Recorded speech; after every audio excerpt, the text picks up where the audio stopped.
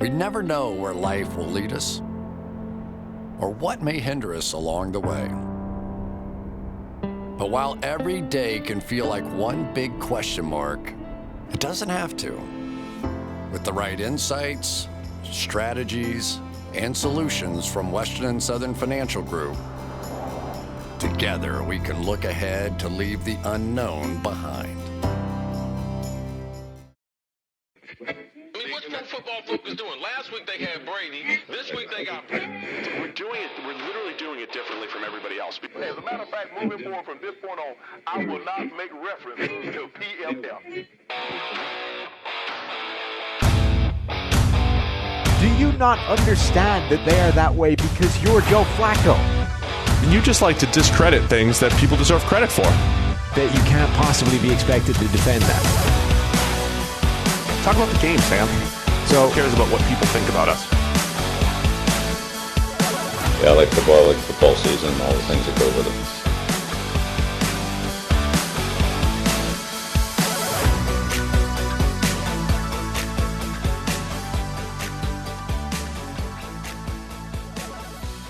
Welcome into the PFF NFL podcast. Steve Palazzolo back here with Sam Monson reviewing all things Week 14 in the NFL. But first, a little note from our friends over at Monkey Knife Fight. All first-time depositors at Monkey Knife Fight that put at least $20 into their account while using the promo code PFF will receive a free PFF Edge annual subscription. That's $40 of value for just $20, and you get the opportunity to turn that $20 into even more money playing daily fantasy and prop games. Hurry up. The season is slowing down. It's time to do this. It's one of the fastest growing fantasy sports sites in the USA. It's Monkey Knife Fight. So go to Monkey Knife Fight, deposit your $20, use the promo code PFF today, and receive a free PFF Edge annual subscription. Also, shout out to Action Pro. Subscribe to PFF Elite Annual and use the promo code ACTION to receive a year of Elite subscription access plus 1 year, that's 365 days of Action Pro subscription access for just the $199.99. This is a limited time offer that is currently only made available now through the Super Bowl, which is February 7th, 2021. This offer only applies to first-time Elite annual subscribers.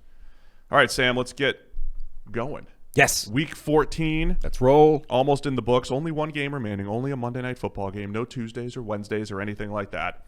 But a lot of action to discuss, which all started on Thursday night. The Los Angeles Rams 24, New England Patriots 3. A game, New England was making a run. They're coming off a 45-0 win against the other Los Angeles team, the Chargers. Gaining a little bit of steam. Patriots looked like they might need to make a little bit of a playoff run. Squashed. Absolutely squashed. The Rams defense still legit, and they played a pretty efficient game offensively, I would say. It's just a solid game offensively. But 24-3, Rams Patriots, your thoughts? Yeah, I mean, definitely don't go overboard with their offensive performance, but I think we should give them credit given how recently that offense was essentially eliminated in the Super Bowl. Like, it wasn't amazing. It didn't catch fire. It didn't absolutely murder the New England defense, but it did function. So, credit to them for that. I think McVay's ability to adjust to what's happened to him, right, on both sides of the ball. I was talking to Ben Stockwell about this, and how much credit do you give Sean McVay for the defense this year, right? The performance under new coaching has been phenomenal. That's, I think, the thing that's driving this team right now. And obviously that's not McVay's area, right? He's the offensive boy wonder. On the other hand, as a young head coach, he fired like a longtime stalwart in Wade Phillips and went in a new direction, right? That's not that easy to do when you consider, where he is in his coaching career versus where Wade Phillips is. So I think you can give him some credit for that. And then critically, his offense has shown these evolutionary steps, right? Version 2.0, version 3.0. It is moving on as teams figure out ways of slowing it down. As we get to coaching carousel season, and I think we both get a lot of questions. Who should be the next coach here? Who should be the next coach there? To be honest, it's very difficult for us in a position when you don't actually interview people to make that determination. My point on McVay here, in his tenure here, Wade Phillips brought him to a Super Bowl as defensive coordinator. Wade Phillips has a Super Bowl on his resume and everything. Like, Wade Phillips has a history of being a good defensive coordinator. Sean McVay did well to bring in Wade Phillips. He has now found Brandon Staley, who's our age, Sam, 38 years old. I've seen him described as the defensive version of McVay, however you want to, take that, go right ahead. His hiring of young and up and coming coaches, Brandon Staley, Zach Robinson, right? I mean, he's looking forward. That's a huge part of the Rams' success here. And I think that is a huge part as we get to coaching carousel season. Who's going to be the guy who's going to be not just the X's and O's leader and innovator, who's going to surround himself with really good talent? I think that's one of my biggest takeaways this year is McVay found a potential star at defensive coordinator, and that's a huge reason why they're sitting there atop the NFC West and getting ready for another showdown in 2 weeks with the Seattle Seahawks. Yeah, now their only question really is Jared Goff the quarterback that's capable of taking them where they need to go? Because I think McVay's shown that his scheme can evolve, can still remain as good as, pretty much anything out there. The defense is there with him. Now you're just sort of left there with, well, where's the weak link? I'm wondering if Shanahan and McVay are both looking at the same thing, saying, okay, I have Jared Goff and I have Jimmy Garoppolo in San Francisco. They've both gone to Super Bowls with those guys. They both have to call a pristine game, I think, to get the most out of those guys. I always wonder if they're just, peeking into that top. Neither guy's a top 10 quarterback. So are they peeking into the, getting that top 10 guy? Last thing I'll say about the Patriots, though, I tweeted last night, the future of the AFC East, fascinating, with the Bills and Sean McDermott, Josh Allen, looking pretty good for the future. The Dolphins with Tua, maybe not Tua looking great so far, but Brian Flores certainly looks like he's entrenched there. The Jets look like they're going to get Trevor Lawrence and a new head coach. And then the Patriots. You have Bill Belichick, a question mark at quarterback going forward. It looks like the division's going to be really competitive, and it's going to be fascinating to see where New England goes from a QB standpoint, because Cam Newton got benched in this one. Still their quarterback, though. He's still their quarterback. As Bill said. Very, very, clear about that. But that tells me they are not thrilled with what they've seen from Jarrett Stidham. For all the offseason hype, Of course they're not. I mean, they are not impressed with Jarrett Stidham enough to give him the job right now. No, and just the nature of the Cam Newton contract, right? It was like, yeah, okay, this became too good an opportunity to turn down because he was willing to play for basically nothing. That you don't really, even then, you're not picking up the phone to find that out if you're in love with what Stidham is doing. You know what I mean? You only discovered that. Hey, it turns out Cam Newton will play for peanuts this year because you weren't exactly in love with what Stidham was doing behind the scenes. Like this whole thing is because Stidham is not the player that the hype machine said he might be when it looked like he was going to be the starter. So now they're in a weird spot. They get a bunch of players back, presumably, from the opt-out guys. There's still a lot of talent around this team. Some of it is aging pretty badly, but they, for the first time in 20 years, now have no answer at quarterback, because whatever you think about how Cam Newton has done this year, he hasn't exactly resoundingly answered a question of, yeah, if you give me enough talent, I can be a legit quarterback and take us everywhere we need to go. So they're in a weird spot for the first time in decades. We'll talk about it a lot this offseason. I'll be interested to see where they go as far as the offense. If you're Bill Belichick, you have to have looked at this offense the last 2 years and said, I've got no playmakers here. They had an aging Julian Edelman, nobody else really, besides Jacoby Myers, who's a good complementary receiver, who's a good route runner. How all in do they go? Are they going multiple receivers in free agency? They've already shown draft is difficult. Right. So I'm interested. I'm looking forward to the offseason in New England, especially with what's happening in the AFC East. Let's get to all the Sunday action, starting with, can anybody beat the Kansas City Chiefs, Sam? And if you guys are new subscribers to the PFF NFL Daily, that's right, our new podcast, the PFF NFL Daily, it's already up. We already recorded it. Who can beat the Kansas City Chiefs? So if you haven't already subscribed to the PFF NFL Daily, hit pause right now, go over, hit subscribe, find the PFF Daily anywhere that you are listening to your podcast, PFF NFL Daily. You'll see our heads on it, the same ones that are in the background here on YouTube. And you YouTube listeners, too. We're not on YouTube yet. So trek on over. Yes, no YouTube listeners right now. YouTube's dead. Google is dead, apparently. That's true. At the moment, as we record, and I don't know how we're even pulling this off, but Google's down. This might be Skynet. Like, if we checked outside for nukes. Could be bad. Something's happened. We're in the bunker here, This so is who how knows? it starts. Anyway, if you are eventually watching on YouTube, go check it out. PFF NFL Daily. We discuss, can anybody beat the Kansas City Chiefs? They win 33-27 over the Miami Dolphins.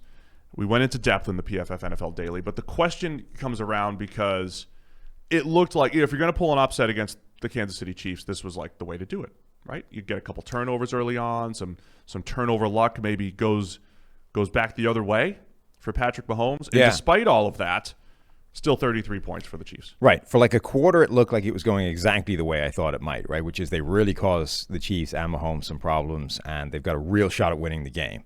And then the Chiefs kind of went back to being the Chiefs, and it just became pitch and catch a couple of times, and you're like, ooh, yeah. And then they rallied. They got a bit more, caused a bit more problems. This was the kind of game, though. Like, it just shows how freaking hard it is to beat the Chiefs right now, that you have a good defense that causes them some problems just from a baseline standpoint, right? It moves their baseline down a little bit. Then you get some interception luck, right? Mahomes actually hits a receiver, bounces, interception. Things are really going your way at this point, and it's still just, it's not enough. Like, you need, in addition to being good and having a couple of things bounce your way, you also need like a couple of big plays, or you need something else in addition to that to go your way. It's just, the Chiefs' margin for error is so big compared with any other team in the NFL because of how easy they find to score. You had that Xavier Howard one-handed interception in the end zone, one of the plays of the weekend. And by the way, like, this weekend had 3 of the most absurd one-handed interceptions in the NFL this season. They all happened in the Kenny same weekend. Moore. And Marcus May. And Marcus May. Yeah, those are great. Right, 3 absurd one-handed picks all in the same weekend. But the point is, like, that's an incredible play, one of the plays of the season, even though it was one of 3 this weekend. And that was to prevent another pitch and catch touchdown from Mahomes to Tyreek Hill, right? Like, those guys just find it so easy that if you switch off for half a second, it's, oh, look, there's Tyreek. Like, score. That's my takeaway on it. Mahomes, again, early in the season, he was getting away with some stuff. In this game, tries to throw a screen pass through a Dolphin, has, as you mentioned, the overthrow that goes right to another Dolphin. He also had, a 30-yard sack. It was one of those plays. Mahomes does a lot of no. Oh, okay. Yeah. Right, that type of stuff. Andy Reid on the sideline. No. Yes. This was no. Oh, they actually caught him. Right? He ran backwards, gets sacked for the 30-yard loss. He dropped a low snap, but he still dropped it and recovered it. Just very, careless with the ball in this game compared to what he normally is. But at the same time, the Chiefs' playmakers took over. And also, Mahomes overall played well. Those plays were bad, but he comes back and he's just dealing on 10-plus yard throws, has a few drops beyond that. But it's just, okay, you can't cover Travis Kelce. Tyreek Hill gets things started with a 30-yard touchdown run. He has a 44-yard touchdown as well, where he gets behind the defense. Sammy Watkins is creating big plays. So, and then Mecole Hardman. Yeah. It has a 60-plus yard punt return, too. All of their playmakers just took over. They have 2 legitimate sort of cheat codes for offense, right? They have the pitch and catch to Tyreek Hill, which is you switch off for half a second, that guy's just too fast, and you're not prepared for it. And also, so whether it's pitch and catch from Mahomes to Tyreek, or whether it's just Tyreek gets one of those, pump passes or end arounds or quick jet motion plays, and it's, oh, crap, he's too fast, and just gets to the corner, and that's 30 yards, right? Tyreek Hill generally is a cheat code because that's speed that you just don't have on defense. And then the other one they have is in high leverage situations. And I think this is why, when you look at Mahomes sort of play on third down and third and long, like he's got some absurdly absurdly high numbers in high leverage situations that typically is just completely unsustainable. Right. But he appears to be able to sustain it. I think why is because he specializes in this. All right, there's nothing on, so I'm just going to keep rolling out to the right, and eventually Travis Kelce finds a spot, right? The defense flows this way. Kelce just stops, and then I find the gap, right? He just does that over and over and over again. He's got enough athleticism to outrun you to the sideline, at least to buy himself enough time, and then the defense just can't. It can't win, right? All it can do is try and close the gap on Mahomes and make it so that he can't pick it up. And as soon as you do that, Mahomes is going to find the window to the guy that's leaking into the gap and just sitting there, right?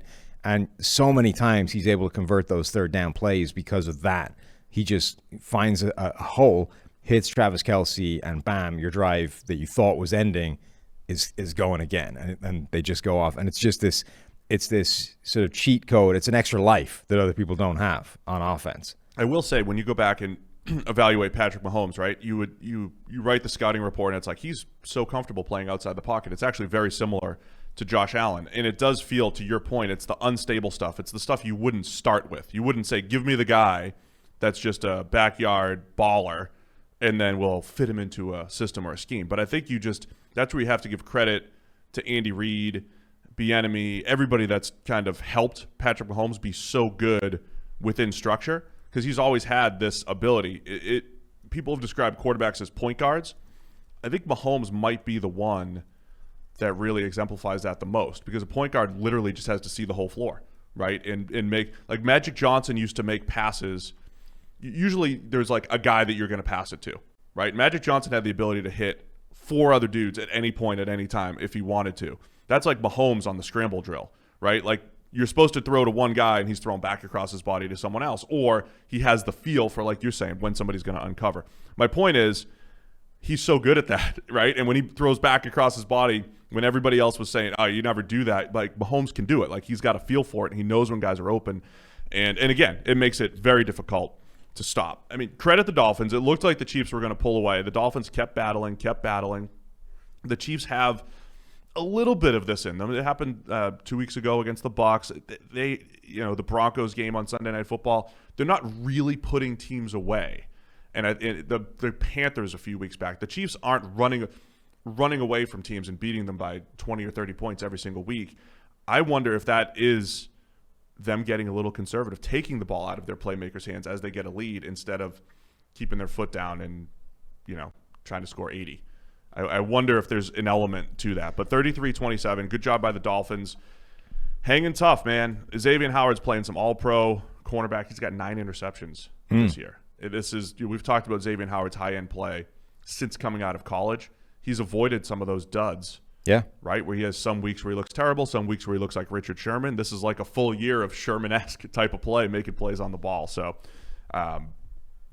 it's even Patrick Mahomes can't complete passes on Xavier Howard. Even the Mahomes to Tyreek connection can't. That was impressive as well, because like Tyreek Hill is good at contested catches. Like, he didn't get anything on that. You know what I mean? It was I think it was a pretty bad throw. I think it was a pretty bad underthrow. How dare you? By Mahomes, and a really nice play. Mahomes doesn't make bad throws, Steve. By Xavier Howard. But anyway, go, if you haven't already, go and subscribe to the PFF NFL Daily. It's our condensed version. 8, 9, 10 minutes a week of us going through some topics. Today it is, can anybody beat what? A day. A day. Week. Per day. Sorry. The PFF Daily. Go check it out. All right, let's go to Tampa Bay. We'll go through some of these 1 o'clock games here. Minnesota Vikings at the Bucs, 26-14. The Bucs win. It was a weird game. Minnesota had the ball the majority of the time. Kept missing field goals. Moved the ball all right on the Bucs. They moved the ball. Kirk Cousins was making plays with his. Everything was just backwards in this game. Kirk Cousins making plays with his legs. Eventually, again, only 14 points for the Vikings. A lot because of missed field goals and everything. But toward the end, when the Vikings had a chance to make the comeback, pass rush got to Cousins quite a bit, sacked a bunch, and the Bucs come away with the win. They moved to 8-5. This was a battle of NFC wildcard teams. I think we've always thought that the Bucs were a better team than the Vikings, and I think that came through here in the 12-point win. Anytime you can dial up the Kirk Cousins draw, you've got to get it done. This was a bit of a strange game. Those were some smart plays, though. He, like, when the Bucs were playing man coverage, he was taking his 5, 6, 8 Well, yards, yes. whatever I was mean, there. they're smart plays because otherwise you would never, ever call that. Like, you would only call that when it's there. You know what I mean? Of course. It was weird. It was a huge game in terms of showing you the limitations of Minnesota right now and the problems that they have. That, they might be getting better on the back end with coverage and those young guys improving. They still have no pass rush. None whatsoever. In this game, Cousins was pressured on 22 dropbacks. Brady was pressured on 4. And that's been the recipe this season for like good Tom Brady and good Bucs and everything going pretty smoothly. If you don't get pressure on him whatsoever, it's going to be relatively efficient. You're probably not going to get many mistakes. It's not to say he was perfect. Like, he missed, a wide open Chris Godwin on a play that was starting to break down. He felt the clock was expiring in his head, and he just snatched at it. Yeah. So he wasn't perfect, but the point is, if you don't pressure Tom Brady, you're probably going to get a pretty good Tom Brady. Early in the game, Brady, he missed 3 or 4 throws early on, and they all seemed to be like he had enough time to get through his progressions, and then when he got there, he missed it. And I was about to say, man, he's just really struggling with his second reads. And then his second read was the Scotty Miller touchdown, and that was like the throw of the week, 50-plus yards in the air, put it right on him. It's almost like you can't decondition yourself to the idea that pass rush will reach you in a certain time frame. You know what I mean? If you face a team like Minnesota, where most teams are going to get to you in 2.5 seconds, right? Minnesota might take 4.5 seconds to get to you, but you can't reset that clock in the course of the game. So there are plays there where Brady has to move in the pocket, and usually that sort of starts the final stage of that clock really ticking in your head. Starts to move, and then it's like, uh-oh, got to get ready, and you're like, no, you've actually got all day. You can keep going. Don't worry about it. You've actually got significantly more time than that because this is the Vikings. So there were a couple of those plays in there where he started and almost sort of panicked and just fired the ball out of there, and Minnesota wasn't going to get there if they'd been rushing all week. And then the flip side, Cousins was under pressure quite a lot and played all right under pressure, but it's just it has a detrimental effect. Like, you just can't play at that level all game long. I think as far as the Bucs go, I think people had soured on them. In part, they had they lost to the Rams on Monday Night Football. They lost to the Chiefs. They're hitting what should be an easier part of their schedule. They have a real chance of going 11-5 and moving up the NFC because they have the Falcons twice and the Lions, right? So the Bucs have a chance to finish strong. The Vikings, we came in saying, all right, how much of this turnaround was based off of the teams that they had played and sneaking past teams like the Panthers and the Jaguars and everything? And, I think to your point, they're a step behind. But at the overall grand scheme of things, I think the Vikings are what we probably thought in the offseason, which is Kirk Cousins is on the top end of quarterbacks, right? And they're rebuilding. And they've had rebuilding question marks at cornerback, and they found a nice player in Justin Jefferson. And, they're in rebuilding mode with a non-rebuilding quarterback, so to speak, and it's all going to land around 500. Yeah, we had 3 major questions on the Vikings coming into the season, right? Do they have enough weapons on offense because they just shipped off their best one in Stephon Diggs, to which the answer is yes. Justin Jefferson has almost exactly replaced what they lost in Diggs. So you have Jefferson, you have Dalvin Cook, you have Adam Thielen. The question is not talent on offense, it's do they deploy it in the right way, and are they still too conservative, and do they actually hurt themselves with play calling, etc.? Question number 2 is you basically are relying on an entire stable worth of rookie cornerbacks. Can they hold up? The answer to that is probably not, but as much as you could possibly expect them to, they're doing okay. They're keeping their heads above water at this point. And then question 3 is that's one of the worst defensive lines in the NFL on paper, and it got worse because you lost Danielle Hunter before the game, or before anybody had even kicked the ball, right? Danielle Hunter goes down with, a neck injury that's started off as a sort of, he's going to be on IR out a few weeks, and then actually we're shutting him down for the year. So, and then you trade for Yannick Ngakoue to try and fix that. That didn't do anything because you started with such a bad record. You started shipping off pieces, and that's ended up with the same issue, right? Worst defensive line in the NFL, or one of the worst. So that's really one of the biggest things holding back this team right now. So offseason for them is, let's hope the young cornerbacks improve. We've already invested in them. Let's really attack the defensive line. Danielle Hunter will be good. We hope he comes back 100%, but he needs help. Like, he's the only guy on this defensive front right now. Outside of that, it's the same old story with the Vikings. I will say, as much as we harp on coverage being more important than pass rush, I think that you like to talk about your sliders. The slider moves the other way with teams that like to rely on a 4-man rush, right? So if you are a Seattle cover 3 type scheme, or a Mike Zimmer will blitz and, fake blitz and, do a lot of, stuff in and around the line of scrimmage, but ultimately they need to get home with 4, or at least put some sort of pressure on 4. And again, they can't. they can't right now. And in Brady's 50-plus yard touchdown to Scotty Miller, the fact that you can get to your second read and unleash a 50-yard pass, I think does well sum up the Vikings. So look for these teams, the narrative on these teams to kind of switch a little bit, where it seemed like, hey, this was a big game for the Vikings, one game behind the Bucs coming in, but as we said, right, and this was why. This was why, as much as Minnesota jumped into those playoff spots, like the predictive models always said, they're probably still not making the playoffs. Like other teams had a better shot given the run-in. All right, let's get through some of the other top games, and let's go to the Saints and Eagles. It's an Eagles game, really. The Eagles won 24-21. Jalen Hurts, statement game. Undefeated Jalen Hurts. Not too many undefeated quarterbacks. There aren't. In NFL history. Not anymore. 24-21, Eagles beat the New Orleans Saints. Now, do we want to overreact, or do we want to talk about what happened? Well, let's first of all point out that it turns out I was quite wrong here. Somebody pointed out that on our preview show, at some stage, it was like, do the Eagles have a chance? And I scoffed derisively at that and said, no. Turns out they did. They had a chance. They won. So we were both, pretty on shtick with that then, right? So you made a ridiculous, firm statement. No shot, Eagles. I said 9-point spread at the time. What was it, right? It was 7, whatever it was. It was over a touchdown, or at least a touchdown. I said, we don't know what we're going to get from Jalen Hurts. I don't know. Yeah. I don't know. It could be good.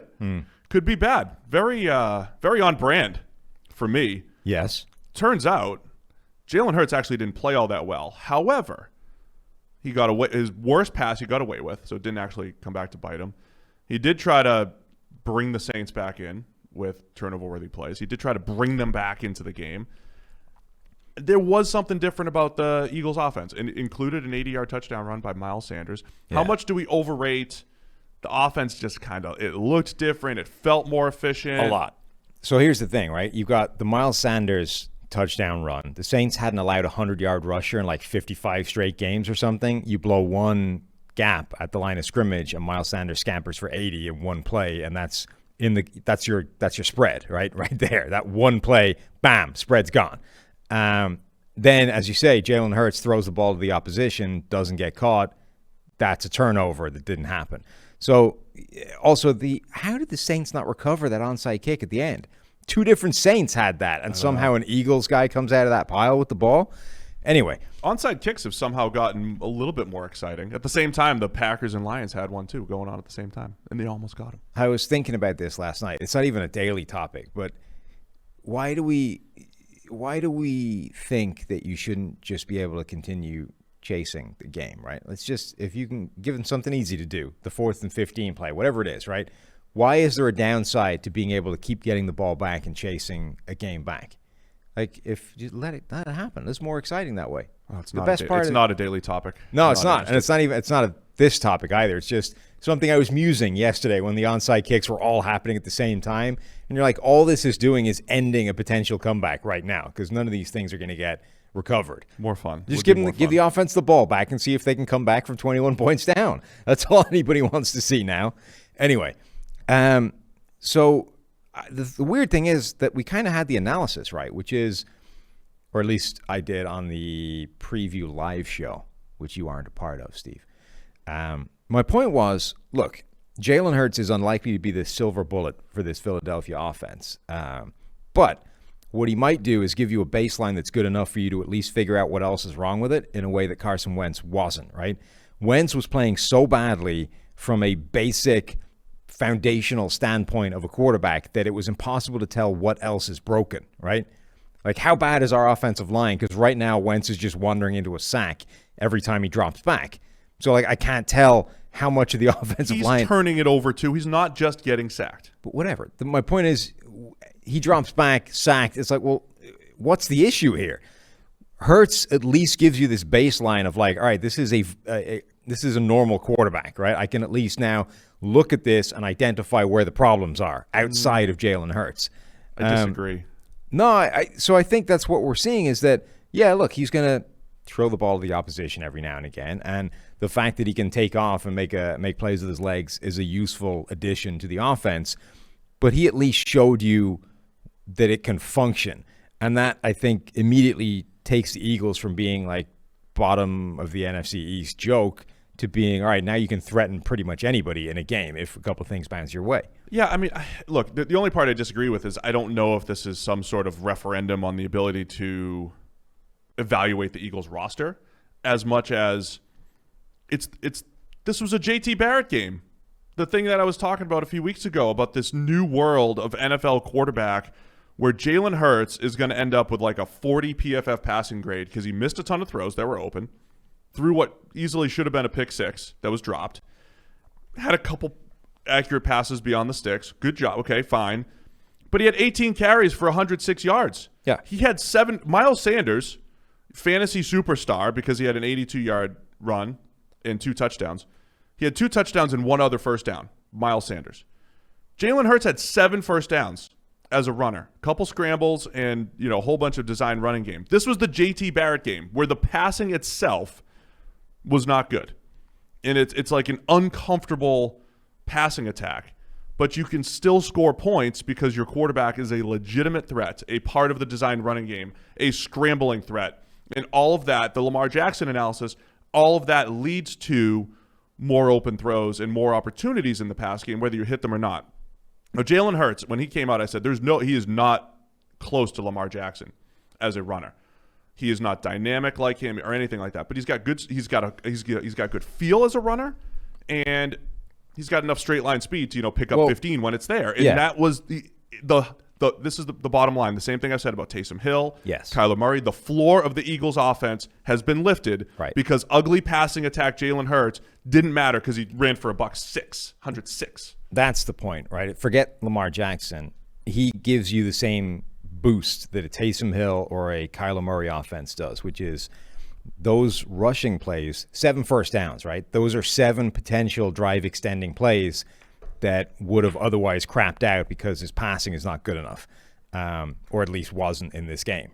So that is the critical thing, is that he's able to extend drives in a different way to certainly Carson Wentz right now, and in the same way that Taysom Hill and Kyler Murray are, that even if they're not great passers, they can keep you alive on offense in a way, it's like we talked about before, Patrick Mahomes has that cheat code, the extra life on offense because of what he can do on third down. Now, he does it with passing, but Jalen Hurts, Taysom Hill, Kyler Murray, Lamar Jackson, all those guys that have that level of athleticism can give you those first downs on a scramble. When it all breaks down, you can take off, and there's your extra life on offense. You get to reset, start over, and you set it downs. So, yeah, I mean, Jalen Hurts it's the right move, right? Philadelphia can win some games with him at quarterback, and for whatever the hell that's worth. But I haven't seen anything from him yet to suggest that he's an alternative option to Carson Wentz long term. Like, ultimately, if Carson Wentz can't be pieced back together, the Eagles still appear to be screwed at quarterback. And that's where I want to pump the brakes. I'm going to quote QBR just for 1 minute. Okay, only because ESPN's QBR, which I don't love overall, but their number, I would say, weighs quarterback rushing more than any other number. So if you're going to have a favorable number, a favorable stat for a rushing quarterback, you'd probably look at QBR. I think they overrate quarterback rushing a little bit because I think they equate it 1-to-1 with air yards, which shouldn't happen because air yards can lead to more yards with yak and rushing yards can't. But if anybody's going to weigh rushing yards, it's ESPN's QBR. Jalen Hurts had a 58.5, which is middle of the pack. He was 19th in the league yesterday out of 31. It's an average game, QBR-wise. So, and I also don't think QBR, because it's EPA-driven, expected points added, it doesn't factor in the way we would the dropped would-be pick six. It does not give the same level of downgrade that we would. So Jalen Hurts he didn't get sacked, which QBR hates. He had 106 yards on the ground, and he had a drop pick six that probably didn't even show up in their formula, really. 58.5. So it's an average game for Jalen Hurts in a metric that would normally love an outing where a quarterback ran for 100 yards and didn't get sacked. Just that baseline would, QBR would love it. So it's just a little perspective. Yeah, he's gonna have a bad PFF passing grade, and that's going to be more predictive going forward. But I'm just saying, when you add that all up, the fact that QBR, which is results-driven and run-game-driven, still didn't love Hurts' performance. So let's at least pump the brakes just a little bit. Somehow every time it comes time to talk about the Saints and Taysom Hill, you somehow find a way to avoid doing it. Here we are, hours of talk on Jalen Hurts and the Eagles, who still suck as an overall team. And you've got a team that was vying for the number one seed in the NFC, loses their game, and we're not talking about Taysom Hill. This was the game, right? We had 2 pretty good games against the Falcons, 1 pretty bad game against Denver. Now this was the game that showed us something, and they lost. But did Taysom Hill play dramatically worse than before? No, I think it was a pretty good game. Overall, it was a pretty good game. Look, in his best games, though, going back to the rushing attack here, he only ran 5 times for 33 yards. You usually get more out of him from a run game perspective. Still trying to turn the ball over a little bit too much. But he also, a couple nice throws down the field. 37-yarder to Emmanuel Sanders for a touchdown. Sanders did a nice job at the catch point there, too. I think this more exemplified, this is the Saints offense that is difficult to defend with Michael Thomas and Emmanuel Sanders and Alvin Kamara and Jared Cook. I think that was kind of my takeaway. This was the first time I actually saw Taysom Hill distribute to all of these guys and actually, make the most of the supporting cast that they have. So his numbers look pretty good when you look at them box score overall by the end of the game. Now, obviously the Saints found themselves in a hole, and so a lot of that production came late when he was chasing the game, when you would say, all right, it's probably over at this point. I know they got it to within that onside kick that they probably should have recovered and, theoretically, therefore, could have actually won the thing. But he accounted for, I think, 170, 180 yards by the end of the third quarter, which isn't great between running and passing. Then added on a ton in the fourth quarter. To his credit, when they were in, all right, chase the game, you need to win mode, he actually didn't do too bad. Now, it's not to say that, look, it's great. It's the same as Drew Brees. There's a lot of plays there where he should have put the ball in the air and didn't. The 5 sacks is what really killed him. His biggest issue right now is the propensity to take sacks, which is, I want to say young quarterbacks, let's say young in experience as opposed to, age, right? All young quarterbacks in terms of NFL experience take too many sacks. It's just one of the things that quarterbacks do before they get a feel for playing in the NFL. He takes too many sacks. And his other biggest issue is fumbles.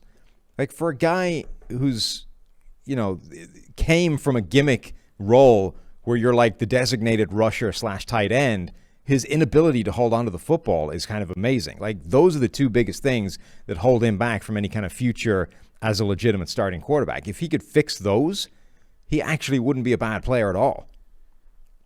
So just the sack thing you can get better at. Yes.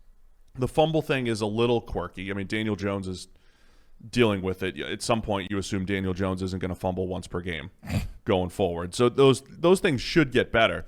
The internal clock thing is interesting because Carson Wentz coming out, it seemed like he was really slow and he got better. Guys do get better. Jimmy Garoppolo had times early in his career where he seemed slow and then he really sped up his process.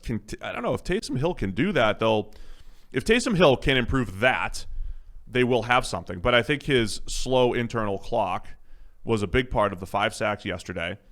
And 5 sacks, none of which came from Brandon Graham, who's really, really affecting my my ability to win a lunch from him. It's 4 straight games with no sacks after sitting there at 7 after a bunch of weeks. Yeah. You're not in good shape right now. 7 with how many games left? 3. That's an average that Brandon Graham doesn't typically hit. 1 per game? Yeah. No, he usually does not average 1 per game. This would be a real kick in the stones one for the lunch record. I mean, whatever about starting the 16-game schedule, hoping Brandon Graham will get to double digits. In any given year, there's a chance. When he gets to 7 after whatever it was, half the year, you're all right, now all I need is 3 for the rest of the season. You'd think, I got a pretty good shot at this point, and then nothing. That's unfortunate. See what happens. We need Brandon. Just give me a 3-sack game so I can get the lunch from you. Anyway, bottom line is let's not overreact. Taysom Hill actually outplayed Jalen Hurts. And look, if you take out the 82-yard run by Miles Sanders, which was great, we don't even have to take it out, right? That's the reason the Eagles won the game, right? I mean, you don't have to remove it. Let's just say, look, the Eagles won this game because of a play that typically doesn't happen against the Saints. This team is not allowed a 100-yard rusher in like 55 games. That's a lot of games. Suddenly, you rattle off one 80-yard score, and that is the difference between the two teams. The end. Like, you don't have to remove it. You just have to explain that play is the reason they won, not because Jalen Hurts was the second coming of whoever. Like, Jalen Hurts didn't play that great, but it didn't need to because they had a running back rattle off an 80-yard touchdown. JT Barrett game for Jalen Hurts. Really nice game from Javon Hargrave on the defensive interior for the Eagles. Josh Sweat, a couple sacks, showed his athleticism, tracking down Taysom Hill. So nice job by the Eagles. Bottom line, too, I don't know how much stock we put in this. The Eagles played better. The team played better with a new guy under center. Our numbers don't point to that. We're not supposed to focus on that. I do think there is something to that, though. And I think that's something the Eagles – well, we got to see more of it, but I think that's something the Eagles certainly noticed. Most importantly here, the Saints fall from the number 1 seed. Out of the number 1 seed. And the Green Bay Packers take their spot. We'll talk about the Packers in a little bit. Let's talk Colts and Raiders, 44-27. A bit of a back-and-forth game, and then the Colts pull away in the end. At the end of the game, John Gruden had some comments about how he's going to go look for answers on defense, and he legitimately did. He has fired his defensive coordinator, Paul Guenther. I always wonder what that dynamic is like. Like, is Gruden just, like, so fed up with his employee, essentially, that he's like, all right, this guy's got to go? Or he just needs to, all right, we got to shake it up. We got to do something and change it. But, yeah, a poor game by the Raiders. And it was Jonathan Taylor was the hot hand guy today. He was. He definitely was. To his credit, not even to his credit. Part of that is that the Colts were opening up some pretty yawning chasms along the offensive line, and he just had to run in a straight line through the gap. How about that breakaway speed? Yes. How about that forecast, guys? Jonathan Taylor with that breakaway speed, Eric. Yeah, he did. He took advantage of the giant gap that was in front of him and ran all the way for the touchdown. But, let's give the offensive line some credit there. This was kind of how we expected it to go, right? The Raiders just didn't have enough on defense to slow down the Colts. So Jonathan Taylor had a big game. Phillip Rivers, when he's protected, has good Phillip Rivers games. The Raiders were keeping pace for a lot of the game. And then, again, like just a couple of plays bounced the other way, right? Literally, you hit a running back in the flat in his hands, it bounces away for a pick six. Right. Bam, big play going against you. And then pass to Darren Waller in the end zone, and Kenny Moore, all 5'9" of him, skies up above the 6'6" tight end, snags it out of the air one-handed. Like, again, those are giant plays that swing the outcome of games that, we do these preview analyses of games, and you start talking about, the difference in spread of the points here and there. And like, these are the one individual plays that change those to the tune of 7 points, right? Like, it's absurd that we try and like parse whether 2.5 or 3 or 3.5 is the right line when like these individual plays are the things that swing the thing by giant chunks of points. Kenny Moore, so he has the incredible one-handed interception. Man, he's been fantastic since joining the Colts in 2018. Just an unheralded slot corner. I mentioned him a few weeks back how on back-to-back plays he had to like cover, I forget which tight end it was. Was it against the Lions? He had to cover Danny Amendola on one play and TJ Hawkinson on the next play, right? Like a big, huge tight end and a short, shifty slot receiver. So this is similar. He's in coverage against Darren Waller, one of the most difficult tight ends in the NFL. He jumps up and makes a play. Kenny Moore's he's got good length and ball skills and all that stuff. I mean, just an underrated, really solid player for the Colts the last few years and fun to watch. And a guy that he gets beat, right? He gets beat at times because he's just in a really difficult role, but he always seems to show up and make plays. So huge game there. I think it comes back to, as much as we talk about quarterback play, I think I just really like the Colts all-around team, right? I think, they're just solid across the board defensively. Offensive line usually is pretty good. this was one of those games where the run game, showed up for them and made, like, again, those big plays by Jonathan Taylor. So I just think they can win in different ways. And as we get closer to the playoffs, the ability to win in different ways, I think the Colts have that in their favor. This was a massive game for AFC playoff seeding, for Huge. making the playoffs, period. The Colts put themselves in a really good spot by winning. They kept in lockstep with the Tennessee Titans, who obviously had Jacksonville. They are in the number 6 seed because Miami lost. The Raiders, on the other hand, now have a giant mountain to climb to even hope to make the playoffs. They're a game back from that 7th seed, and their run-in is not exactly easy, but it does feature the team above them in the wild card spot. So they have the Chargers, they have the Broncos, and they have Miami, and they need to win out. They need to win probably all 3 of those games. Like, Miami is the big one because they're a game ahead of them and us currently occupying that spot, but also Baltimore is ahead of them, and Baltimore could well jump above them. Like they could win out. So the Raiders are in a real hole now, need to win out and hope they get some things bounced their direction. Yeah, the Raiders, the analysis a few weeks ago was, okay, they played their Super Bowl against the Chiefs, and how much of that is just, okay, it's division games. Now looking back, are the Raiders just not as good as we thought? And it's just, hey, these division games against the Chiefs, they don't really, I don't even want to say they match up well against the Chiefs, but they attacked down the field really well against the Chiefs this year and didn't really slow them a ton defensively, but enough. I don't know, man. It felt like they should. I thought they were going to bounce back here and, in these big games, play up. But to your point, a couple quirky plays here and there, right? Yeah, so it wasn't like they got absolutely demoralized here by the Colts. Right. I think their offense did about as well as you could expect, right? This went as you would expect it to, right? The Colts and the Raiders should both put up points, but Oakland, Las Vegas has a bad defense. So in theory, the Colts should put up more points, right? Yeah. Whereas the Colts actually have a pretty good defense, and even against a good offense like the Raiders, they should be able to limit them to some degree. And that's, okay, it ended up because of a couple of weird plays, but that's basically what happened, right? The Colts were more successful in offense than the Raiders were because they have the advantage on defense. And that's the conclusion that the Raiders came to after the game as well. It's like, look, our defense is just playing too badly right now. Let's fire somebody. I'm not sure that's the correct solution to the problem, but that is the issue, right? Their defense right now is not good enough for this team to be contending with the very best in the AFC. So the Colts moved to 9-4. They are tied with the Titans at 9-4 atop the pretty difficult AFC South, it turns out. Hashtag how hard could it be? Pretty difficult. For winning at the top. You need more than 9 wins to win in the AFC South, presumably, if both teams don't, lose out. So 9-4 Titans and 9-4 Colts now in the AFC South. It's quite a battle over there. Love it. All right, what else? Let's go to Sunday Night Football, and then we'll go rapid fire through some of the other games. Are you signing an apology form? Stop it. No? For what?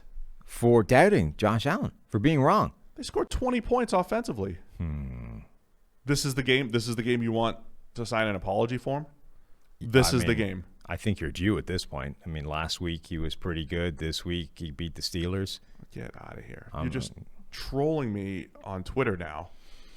You've got this amazing ability because you muted every Bills fan that attacked you for 2 years. Muted. Yet you still, because they're muted and not blocked, you still can rally the troops. So you just start tweeting at me about this Josh Allen apology form.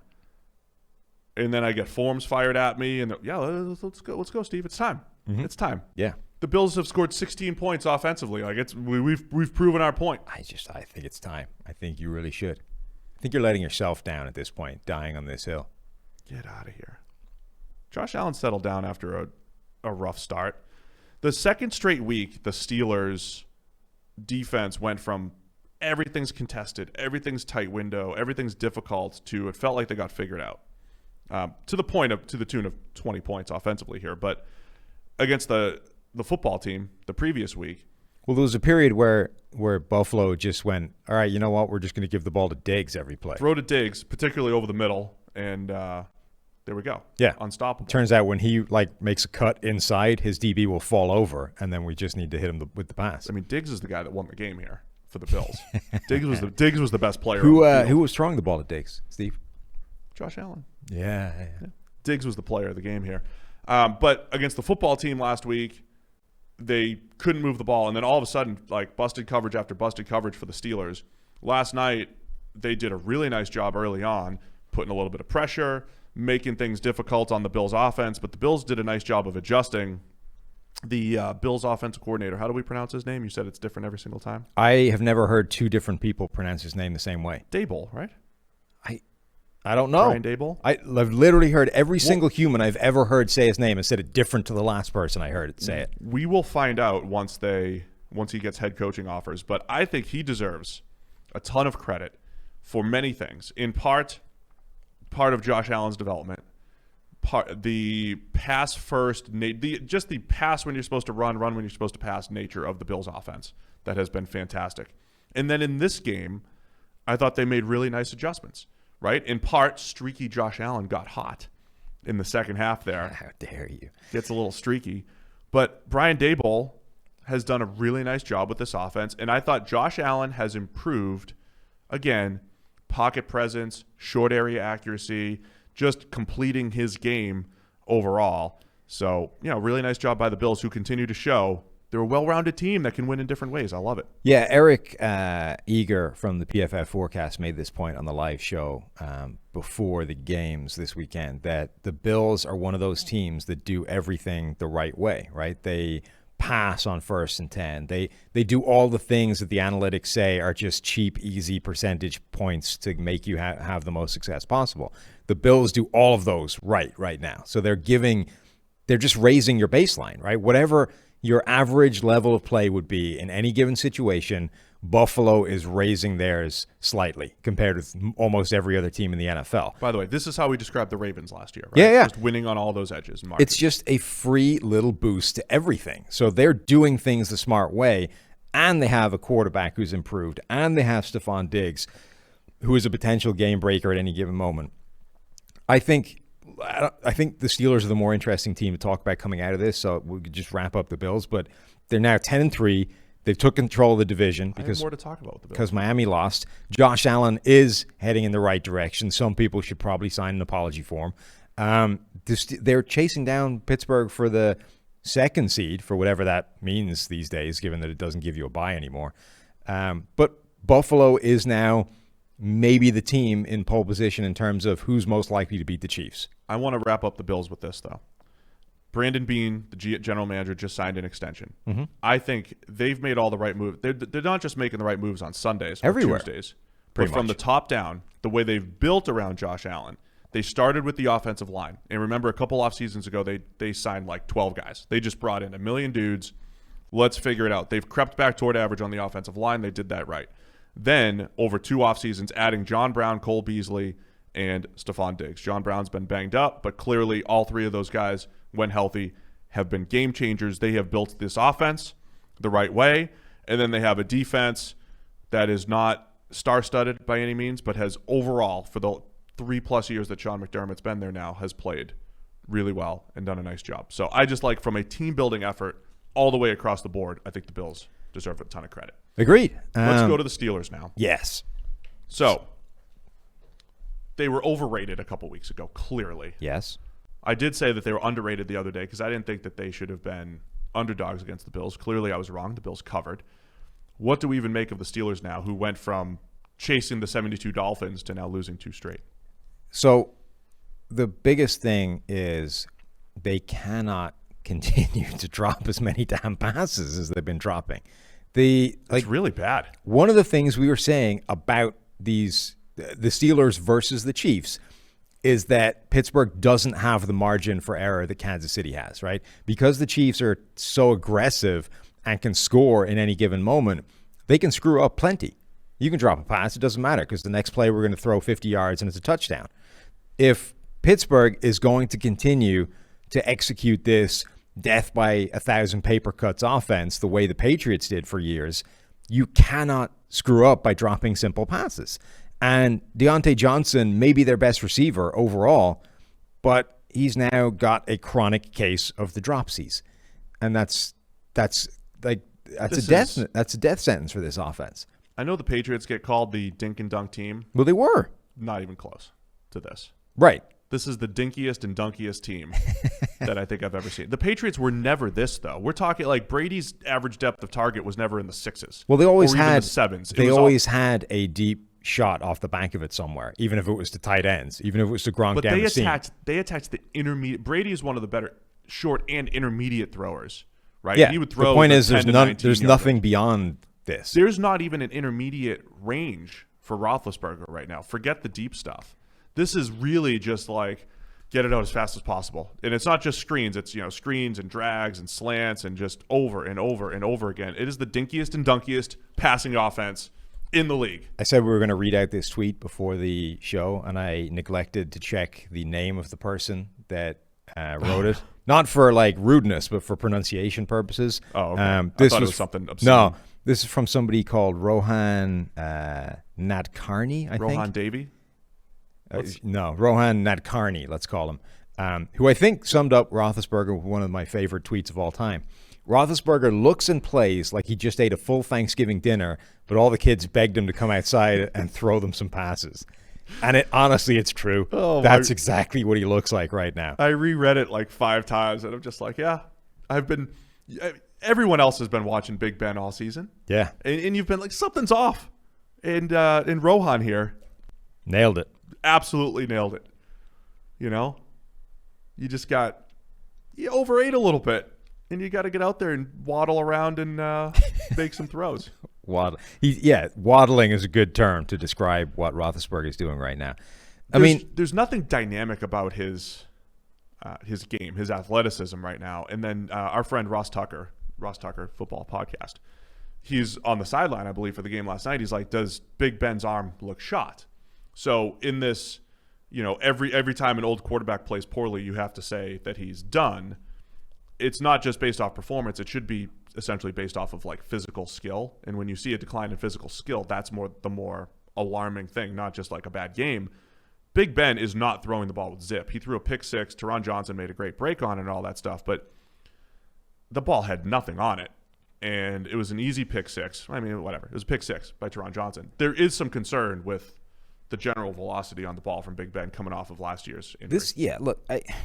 Tom Brady has broken everybody's interpretation of what an old-ass quarterback is supposed to look like, right? They've all reached the point, that class of quarterbacks. Eli is retired. Phillip Rivers is shot-putting his way through his final season probably with Indianapolis. And Roethlisberger is at the helm of what should be a really good team. They're all declining. They've all reached the... Breeze is a couple of years older. He looks toast. Tom Brady is somehow 43 years old because the avocados in the water is still out there slinging the ball down the field to Scotty Miller looking fine. This is what an old quarterback is supposed to look like. So, yeah, Roethlisberger has probably declined physically to the point where sometimes it's going to look kind of ugly. But that isn't the reason for what we're seeing, right? There is something there schematically, or maybe Roethlisberger has decided this is the way to play, but they're missing too much right now of the offense. It's all underneath. It's all short. It's all dink and dunk. They don't have anything scaring teams away from attacking them, and that's the big problem, right?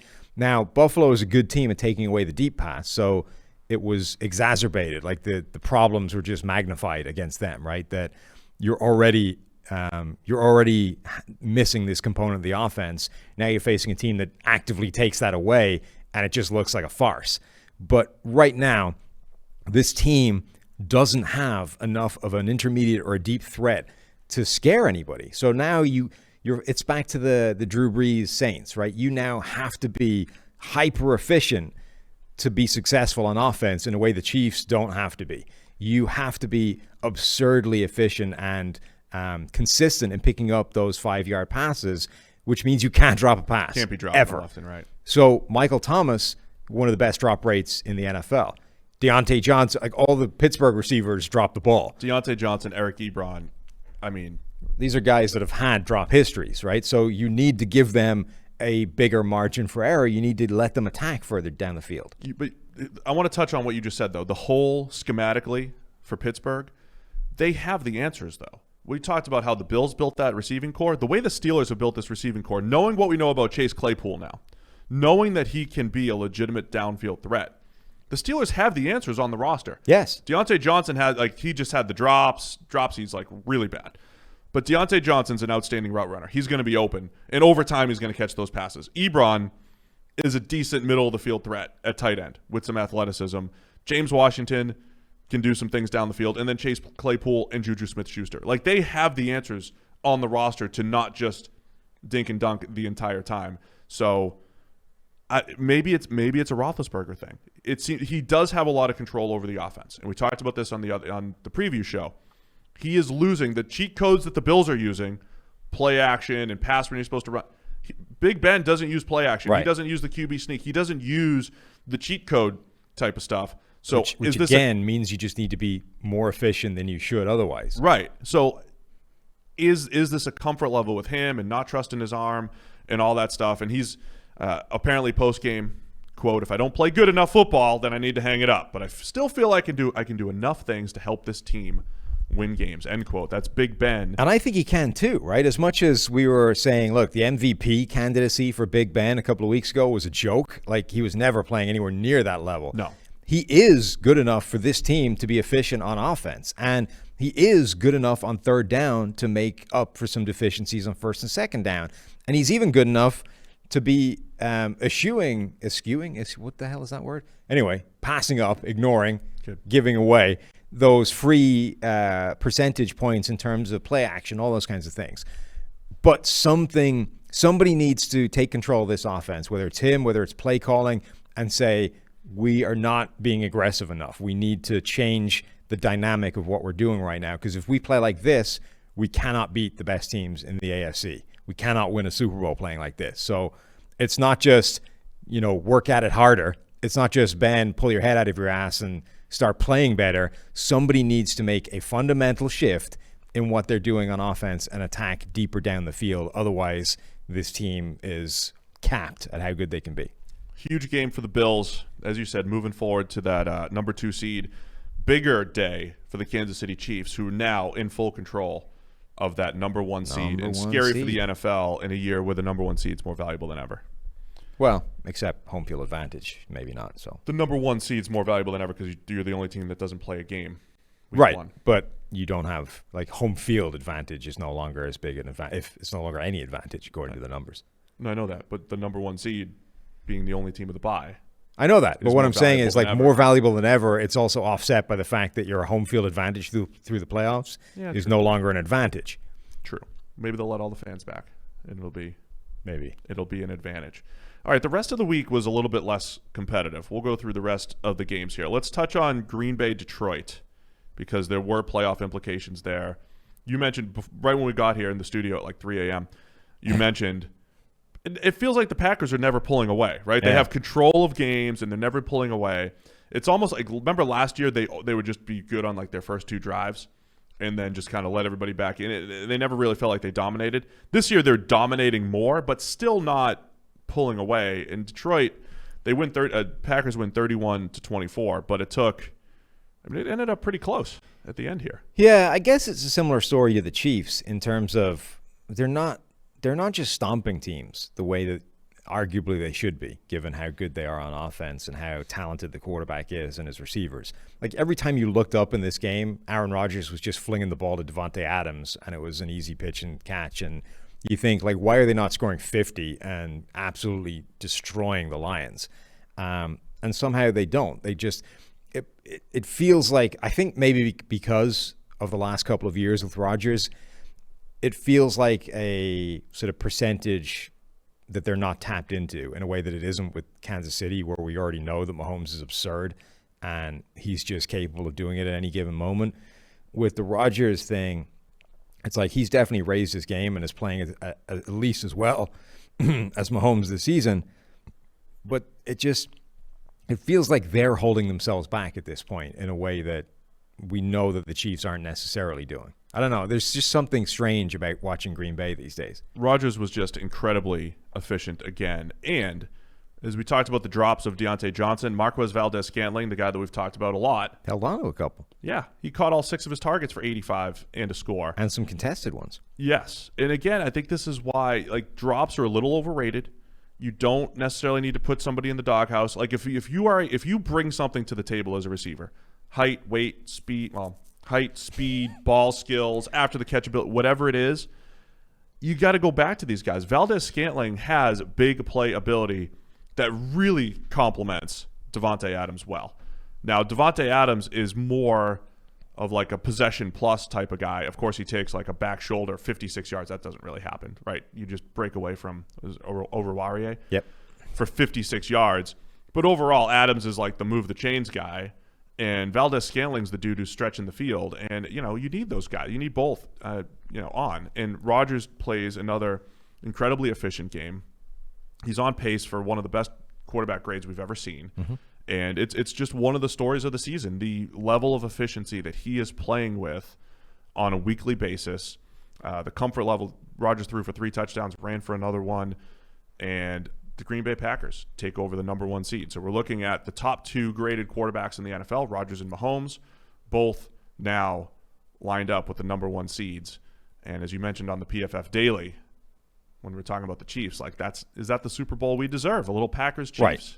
2020 has been the worst year anybody's had. It's been a mess. It's been a disaster. COVID, everything. 2021, the Super Bowl rolls around. It feels like we deserve Aaron Rodgers versus Patrick Mahomes, both playing like the best quarterback in the NFL, just lighting it on fire and putting up like 60 points apiece. Like a Big 12 game, right? The Baker Mayfield, Patrick Mahomes. Texas Tech against Oklahoma, where they both put up like 60. That's what we deserve in the Super Bowl in 2021. Bold. We'll see if we can get there. Other side, Matthew Stafford quietly actually playing some good football. I think, question marks about where Detroit goes, and a lot of rumors that Stafford gets traded. People talk about the Patriots. Are the Patriots in the mix there? Do the Colts end up going there? I think Stafford's going to be a hot topic this offseason too. Denver could be a team. And we'll see where the Lions go. But again, he's only 6'2", though, right? Denver probably not interested. I've seen someone else make that joke, Sam. Come on. No, he's 6'3", according to our listed height. Oh, that's okay. That's perfect. Hey, it's a little undersized. John can work with 6'3". Excuse me.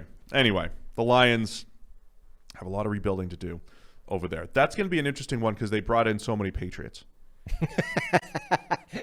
Like they did everything they could. Yeah, it's like all the guys that nobody else wants, but they function in the Patriot system. To go to right, and then they're going to come in and start playing cover 2 all the time, and it's going to look different. I was thinking about how to describe that defense because it's like, well, they've been working with this Patricia thing, and now you get rid of Patricia. What can you build in like 10 days just by getting rid of the guy that was hamstringing everybody? And it's like you look into a drawer, and you just get that mass of tangled cables every now and again. You're like, what? Like.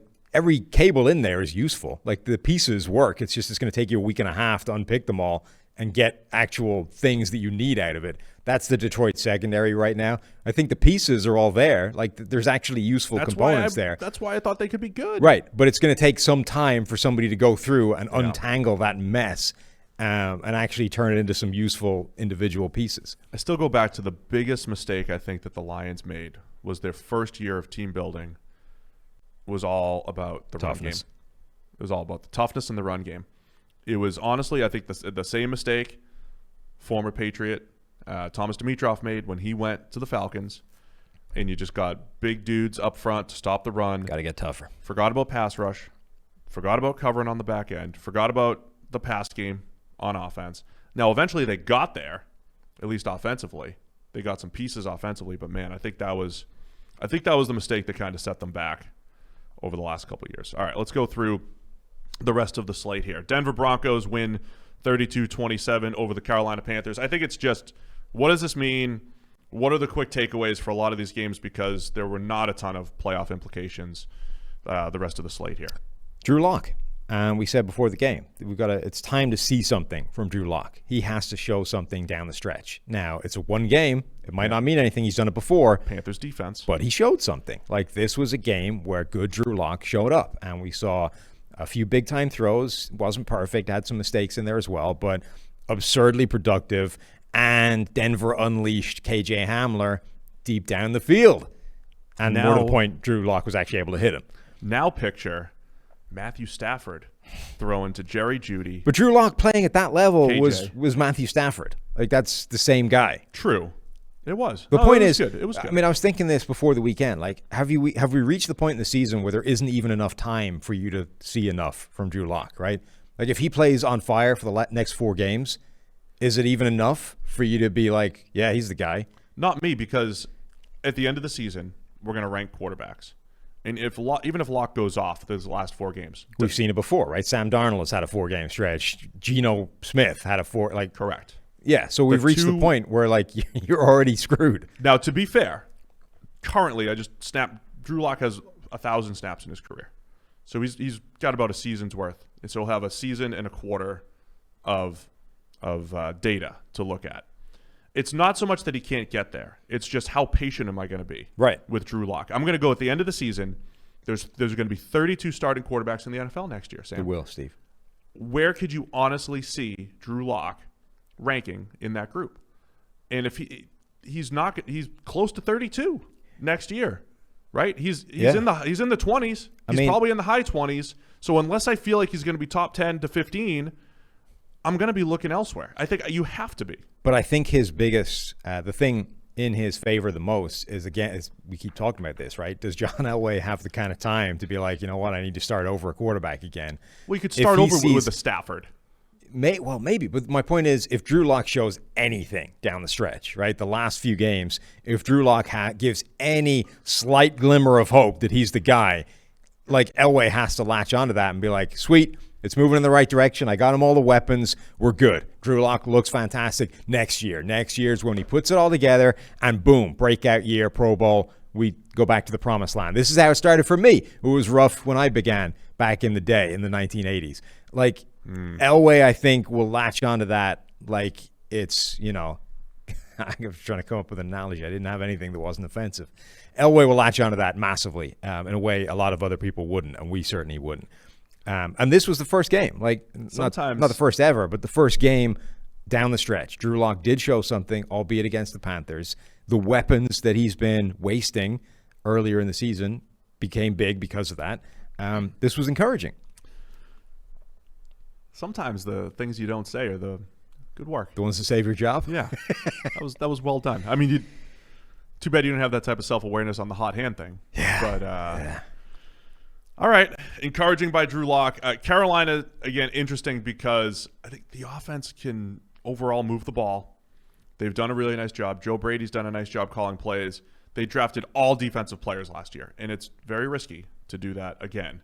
But they still have a lot of issues on the defensive side of the ball that need to be attacked. So we'll make for an interesting offseason in Carolina as they continue to rebuild.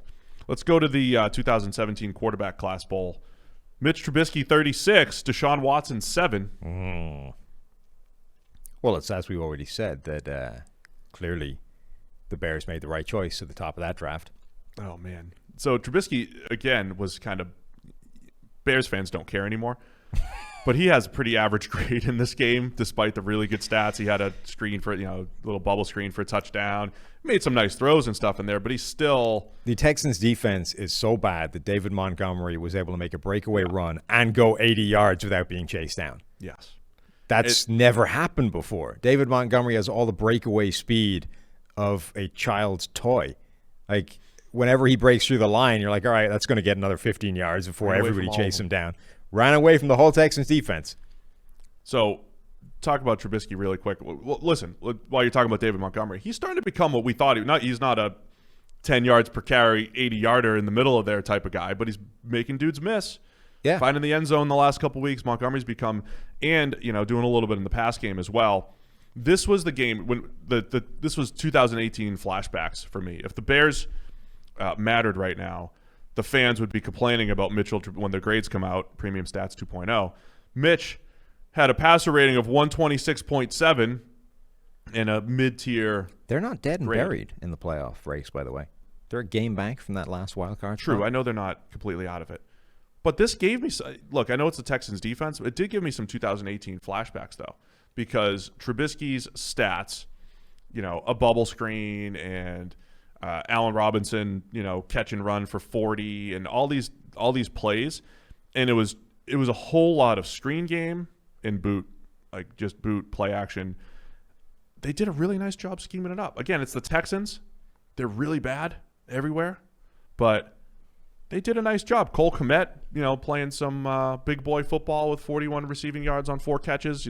That's getting both of the tight ends involved. Darnell Mooney and his speed. It was a pretty good move. It was a pretty good day of the Bears distributing the ball and their playmakers doing some work. And Trubisky overall played a solid game. Yeah, I'm not going to waste life energy talking about Mitchell Trubisky. His time is done. He's gone. I felt sorry for Deshaun Watson in this game. Heading into the game, it's been Deshaun Watson on his own all season long, right, for the Texans. But at least he's had somebody to work with in terms of receiving weapons, and that's part of the reason why he's played better this year than he has in previous seasons, even with Nuke Hopkins there. Everybody's hurt. Everybody was missing. Brandon Cooks it was out. literally him on his own at this point trying to get things done, and he couldn't. And it wasn't a failing of his. It was just at some point you need something to work with. And he didn't, like we were saying, the terrible Deshaun Watson game that he's avoided so far this year, if it's going to come up, this isn't a bad spot to predict one. It wasn't. He played okay. Like he did about Survived as well. another week. Right. He did about as well as you could possibly expect given the situation. And yet he just got murdered behind everything that was out there. So, and here's the point here. His offensive line didn't play great. There was a lot of quick pressure in there. He got sacked 6 times. It was a little bit of the old Watson on those plays where he's drifting and which is inviting inevitable pressure when you have no receivers. You have nobody, right?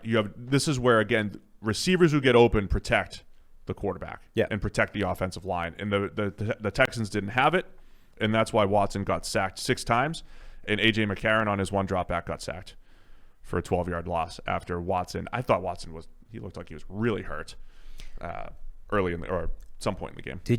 Have you seen Khalil Mack's grade versus pressure numbers this season? I know his grade's really good. So a couple of people were tweeting about this yesterday. That his low sack totals? Yeah, well, so his combined sack and hit total is like really behind a bunch of garbage players, right? Yeah. And I was like, all right, but we know he's playing really well. So, and interestingly, when you look up his pressure total, it's kind of crappy as well. I guess pressures are nowhere. But his PFF grade is off the charts. And one of the reasons is he has the second most, it might even be first most now, I haven't checked since this morning, but he had the second most pass rush wins that don't become pressures, right? Yeah. We call them defeated blocks. Essentially, if I whoop the left tackle, but the quarterback's looking to his right and the ball comes out before I get to him, it's not pressure. He doesn't know it's coming. He's never pressured on the play, but the left tackle is lying face first in the turf, and I'm about to murder the quarterback. So it's definitely a pass rush win that should be counted in his favor. Khalil Mack essentially leads the league in those this season, right? For whatever reason, the ball is getting out before he can get home with the pressure, but he is absolutely crushing it. And again, like in this game, like a PFF grade of 93, he was off the charts good, and yet I don't know that he had phenomenal pass rushing stats, did he? Let's pull him up. And a lot of those too are when you get help from double team as well. You take care of one guy and then someone else comes and he did at least have 7 total pressures in this game, so he's good. But 6 of them were hurries, right? Again, hit, 1 sack, no hits, 6 hurries, 1 extra pass rush win. If you're looking at his pressure totals or his sack totals or his hit totals, I'm like, Khalil Mack's having a kind of quiet season. No, he's not. He's crushing it. That's why you got to watch the film, Sam. Got to watch the film. All right, let's go. Speaking of sacks, let's go Arizona Cardinals and New York Giants, 26-7. Hassan Reddick, 5 sacks in this game. 5 sacks. I always knew he had it in him. You loved Hassan Reddick coming out. I kind of did, yeah. Look, I think Hassan Reddick's career, for those who don't know, first-round pick of the Arizona Cardinals, he was a really good edge rusher at Temple. Like, really good. Bendy and twitchy and all of that stuff. And they tried to make him into more of a traditional linebacker, really struggled, just not a great feel for zone coverage, just not his thing. This year, they have very much unleashed him as a pass rusher. Not just pure off the edge, but just, using him all over the place, create mismatches. He's played that position that we describe every draft season, right? Here's this edge defender with some linebacker skills, and you play him in nickel and sub package, and you create mismatches. That's Reddick this year, but this game, in a nutshell, did a really nice job. But I think as notable is the fact that Daniel Jones playing with this hamstring injury. Yeah. Can't move, and it felt like he just kept remember the Bengals last week? I said every time I look up, they're getting sacked. That was Daniel Jones. It felt like he was just waiting for the pressure to get there, and pretty much he was the culprit on some of them. The Giants' O-line got whooped. I mean, it was a beatdown by the Cardinals' defense. Yeah, like I don't want to go overboard with the Hassan Reddick thing as much as it's a bit, because I really liked him coming out. We got to touch even on this year. He hasn't been great. He's been better, and I do think he is an edge rusher, not anything else. But this was a weird-ass game where he just racked up a ton of pressure and sacks. For perspective, he had rushed as a rookie. He rushed a little over 200 times, a little over 100 times each of the last 2 years. This year, 325 times. They declined his fifth-year option. Yeah. So he's going to head into free agency this year as a potential reclamation project coming off of 3 years of below-average grades. Mm-hmm. And this year, showing signs of life as a pass rusher. With this, not that he's been great all year, to your point, but this game was a dominant outing, however you slice it. So it's intriguing as he hits the open market. Right. I do think he's one of those guys where you look at him and he just doesn't have the right body shape for what people want on the edge, right? He's a 6'1", 235-pound edge rusher, and teams don't like that. You need to be pretty special for teams to go, okay, I'm going to throw out what we normally do in terms of template for this position and put you there as well. Now, you could argue that his college career was special enough that they should have done that, but teams don't. They just don't like doing that, and they're going to try and force your square peg into a round hole instead. Now, it's taken them, 4 years to essentially go, well, turns out hammering this round peg or square peg into a round hole just isn't working, so let's find a round hole to put it into instead. And that appears to have slightly better results, but it hasn't turned him back into like the special player maybe that he could have been if they just embraced that from day one. But this was like a glimpse that could have existed, right? Yeah, I mean, when you're 6'1", 235, to be a real edge rusher in the NFL, you have to be able to win with power, too. He doesn't really win with power. Right. I will say he fits the bill of, say, like a Patriots-like linebacker where if you line him up against a running back, he's a mismatch, and he can play man coverage a little bit better than he plays zone. So, again, he'll be intriguing on the open market. As far as the big stuff goes, big picture, the first-place Giants lose, fall to 5-8. The Cardinals, 7-6. And a huge game for them as they're fighting for their playoff lives. Huge game for them. And, for Coach of the Year candidate, Joe Judge, on that 4-game winning streak, this felt like an error in judgment in terms of rushing back Daniel Jones when he was hobbled and not really able to do it. I get that the difference between Colt McCoy and Daniel Jones is theoretically pretty huge. On the other hand, you watch this guy in practice. Like, if he couldn't move, Colt. if Daniel Jones couldn't move to the degree that he couldn't move in that game, you shouldn't have put him out there. Like, that was just asking for trouble. The guy's biggest problem already is hanging around in the pocket too much and occasionally fumbling the ball away because he does that. If you then hamstring him, literally, to the point where he can't run away from people, now you're just asking for trouble. And you probably should have rolled with Colt McCoy instead. So a team that was arguably surfing a mythical wave of 3 crappy teams and then the Seahawks genuinely had a shot at the division, still does theoretically, but like you blew a huge opportunity in this game because you rushed back a quarterback is what I'm saying. Yeah, I mean, the Giants are what they are. Let's be serious. Well, sure, but I mean, are what you are is still all we need to do is beat the Cardinals, and suddenly we have a stranglehold in this division is my point. And you shot any chance of doing that because you rushed back a guy that couldn't move. Yeah, it was ugly. So Daniel Jones sacked how many times here? 6? Yeah, 6 times. Colt McCoy sacked two times on his 5 dropbacks as well. So the Cardinals pass rush absolutely getting after it in this game. DeAndre Hopkins with the big game. Beautiful throw by Kyler Murray to Dan Arnold for a touchdown. I love when they use big Dan Arnold in the red zone. Let him go up and get it. So good job by the Cardinals bouncing back there after, they were fighting for that NFC West crown, and now they're sitting there at 7-6, battling for the wild card and very much in the mix. And they took care of business. See who else had a grade of 95 or above, albeit on 15 snaps? I do not. David Mayo. Get him back in the lineup and good things happen. Glad That's all I'm saying. Glad your shtick is here. So, where are we going next, Steve? I'm always trying to figure out what Austin's commenting on. Yeah, we did. it's never worth reading. I wouldn't bother with it. Tennessee dudes. Tennessee Titans 31. Jacksonville Jaguars 10. The Mike Glennon era in Jacksonville appears to be over. He came out. Gardner Minshew came back in. Didn't really matter a whole lot. Tennessee, the dudes took over, Sam. It's a story every week. Yeah. Derrick Henry rushes for 215 on 26 carries. And A.J. Brown, with the highlight of the game, 37-yard. He had the like the interceptions, one-handed touchdown. Beautiful throw by Ryan Tannehill. Beautiful play by A.J. Brown. The Titans are rolling out some of the best players on the field as far as just physical freaks every single week, and that was the 21-point difference in this game. Derrick Henry and A.J. Brown and a very efficient potential quarterback of the week, Ryan Tannehill, who just, distributed and made some big throws.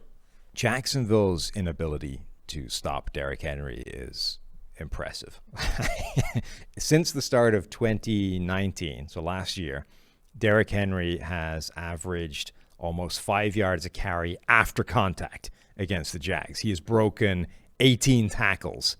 They cannot come close to stopping Derrick Henry. Derrick Henry, or the Jags, remember the team that Derrick Henry did the 99-yard, whatever it was, beast mode, stiff arm from hell against 3 different people down the sideline play. That was what turned his career around. It was against Jacksonville. That's what started this thing. And since that point, they haven't been able to stop him since. It's insane. When Derrick Henry goes off for 200 yards, the Titans are probably going to have a pretty good shot at winning the game. And when A.J. Brown adds, an insane catch down the sideline for a touchdown, it's all gravy. Yeah, that's Tennessee right now. Now, coming into the game, Corey Davis had better numbers across the board than A.J. Brown. He did. For everything. Even as a huge Corey Davis supporter, this is the reality. This game, I think, showed the reality of both players. A.J. Brown is the go-to guy. He's the number one. Corey Davis is a guy that's still complimentary number 2, runs the vertical route tree pretty well. Don't want to throw him too many screens. Screen fumbled. That's the reality of what Corey Davis is. But I still think the Titans putting these guys out there every single week, mentioned on the PFF Daily, if these guys can take over a game against the Chiefs, they could be the biggest threat in the AFC. The Titans' problem, though, is when we talked earlier about how Buffalo does all the smart things well, so they're stealing a percentage point across the board by setting themselves up in positions to do well. Don't say it. The Titans do the opposite. The opposite? Yeah, the opposite. They run the ball all the time. They won't actually unleash their best players in terms of the passing game. I wouldn't say it's the opposite of Buffalo. Vrabel's done some really good game management type stuff. He does some of the cheating the clock and penalties at the right time. But Tennessee's in terms of play action game and the play calling is good. In terms of actually good. Deploying the passing game when you should, this is one of the most efficient passing teams in the NFL and one of the most aggressive running teams in the NFL. It's like the Vikings, right? If they believed they were 10 points down at all times, they would be a dramatically better team. The Titans are kind of the same thing. If you just believed you were in a hole and needed to air the ball out, you would be better. Yeah, a little bit. I wouldn't say it's the opposite of the Bills, though. But the Tennessee dudes, they do it again. Ryan Tannehill's great in this game, 90. Ryan Tannehill's basically had the same season as he did a year ago, but you don't notice it because they're not actually airing it out. Sure, I'm not saying it's all he's the best quarterback in the NFL, but he's more than efficient enough for you to be embracing him as the thing that can power this offense. And instead, you're no, we're going to run Derrick Henry 30 times, and if he goes off for 200 yards, we're going to win. If he doesn't, we're screwed. Yeah, I don't know if it's as extreme as you're saying. I do love watching Ryan Tannehill throw a deep out. He's always had that. Nice and easy. Doesn't have great velocity, just puts it exactly where it needs to go. Did you see Minshew come in and almost fumble the ball away just from running? Yeah, he was just Minshewing. Minshewing? Doing his thing. Yeah. Okay. Just doing his thing. I like Laviska Shenault for the Jags. I can't wait to talk about them more next year when they have more interesting pieces. The Andy Dalton revenge game, Dallas Cowboys 30, Cincinnati Bengals 7. The Red Rifle revenge. All right, let's move on. Turns out you can't fumble the ball away 3 times in the first quarter and win the game. Yeah, people are talking about the Cowboys' fumble luck just kind of completely reversing in this game, all in one game against the Bengals. A fumble 6 as well. That didn't help. Yeah, this was Andy Dalton was okay. He was efficient, didn't do anything wrong. Dallas's offense generally, all right. Yeah. But this was all the Bengals just gave them the ball a bunch of times at the start of the game. And you're not good enough to do that and still win. Yeah, and Brandon Allen's not good enough to overcome it. And, just is what it is. The Cowboys are still technically alive. So. Yeah. They can still win maybe not now that Washington won. They before that game, they could have won the division without doing anything other than beating Cincinnati and the other NFC East teams. Now they might actually need Washington to beat. won, yeah. Right. Now they might actually have to beat another team. Washington, irritatingly, could end up at 500 and make this whole NFC East thing. Crushing all of your NFC East. It really is. Like, this whole thing has become like a nightmare. Well, they're going to play Seattle this week. So T. Higgins is chasing down the Bengals' rookie reception record held by Chris Collinsworth? Yes. Nailed it. Right? Come on, Not boss. A.J. Green. I mean, if Chris Chris Collinsworth. If Chris can make a call in to, shut Google down, maybe he can shut this Have down T. too. Higgins nobbled so he doesn't steal his record? Yeah. Okay. I can call Brandon Allen and say, look, feed A.J. Green. Get a Oh, I was thinking, No, I wasn't going to get him whacked or Right. anything. No. I want to see T. Higgins play he's football. got a lot of pull in this town. I'm sure he could get it done Chris if he could wanted absolutely get. Don't get T whacked or anything. Just just feed the ball to other guys. to. Okay. Drew Sample. Let's get Drew Sample involved here. Or a little A.J. bit more. Green. Get A.J. Green. Build up his value. Right over the last 3 games, he signs the big contract, and you get the compensatory pick. Okay. So there's long-term ramifications. Where are we going here? This game, 30-7, Dallas Cowboys. They win it. Seattle 40, Jets 3. God. This is the game that Seattle isn't supposed to play. Yeah, with the Jets. I know, but Seattle, they just lost to the Giants the week before.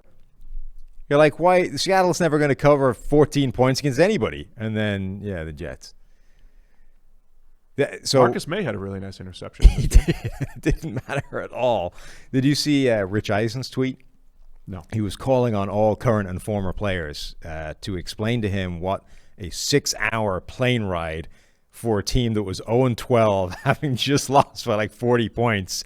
Did Orlovsky get back to him? I don't know, but he was like, what is that plane ride like? Is it just mute silence for 6 hours? Is it like a party? Everyone's feet up, already waiting for next year? Like, that must be weird. As a former professional athlete, I don't know. I've never been. No. I've never lost 16 straight games or whatever they're on their pace pace to. So, all I know is, even though you're losing every single week, you're fighting for your job.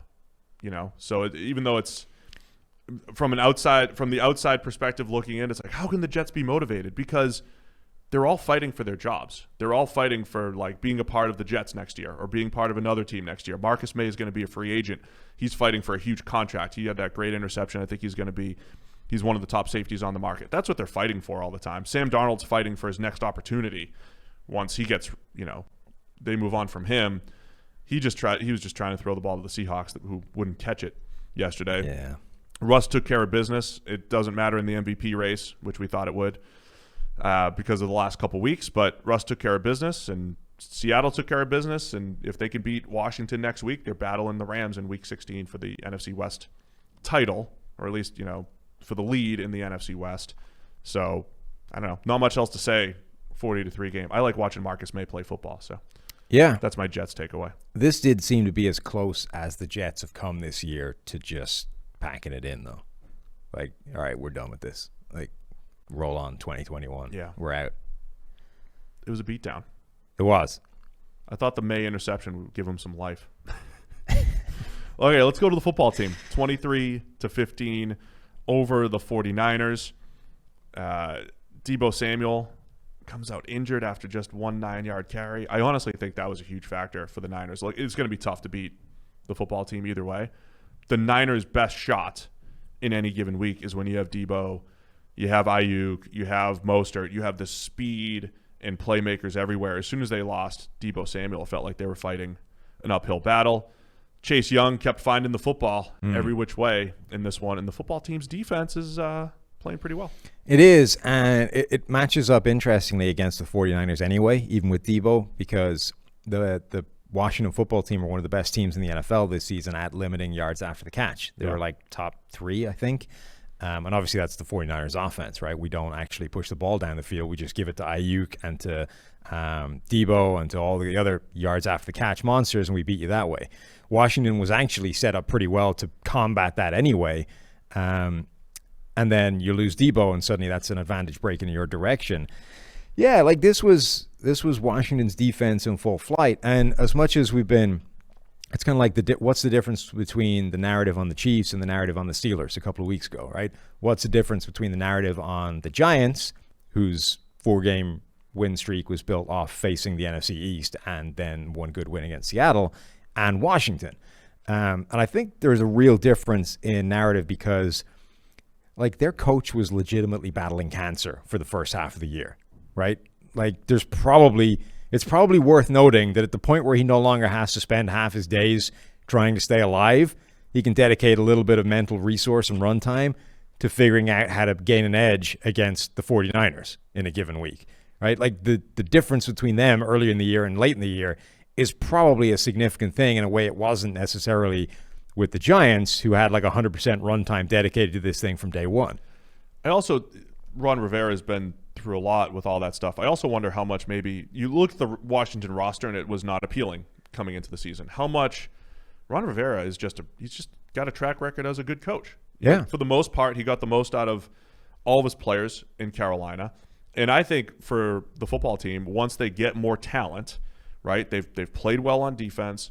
Once they get a little bit more offensive talent, figure things out at the quarterback position. Not that Alex Smith can't. He's played well until this game before he got banged up. Once they start figuring that out at the quarterback position, they're a team. They're a team that can, battle in that division.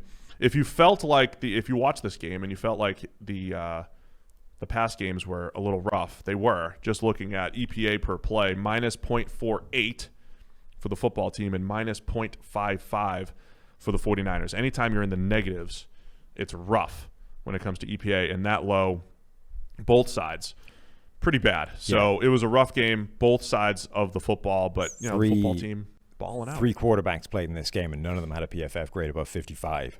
Yeah. Wasn't good. Alex Smith, what was the official injury there? Calf strain. Yeah, they were working on his calf on the sideline, and obviously we just want Alex Smith to stay healthy. And It's weird. Is there a single player in the NFL that you feel more like paternally protective over than Alex Smith? You're like, oh God, don't leave him alone. I want our listeners to, because you watched the special about him. Yeah. Right. So I don't know if all of our listeners, they talk about it on the broadcast, but not a lot of people have watched the football team this year. Alex Smith legitimately almost lost his leg. He almost lost his life, let alone his leg. I mean, they went from let's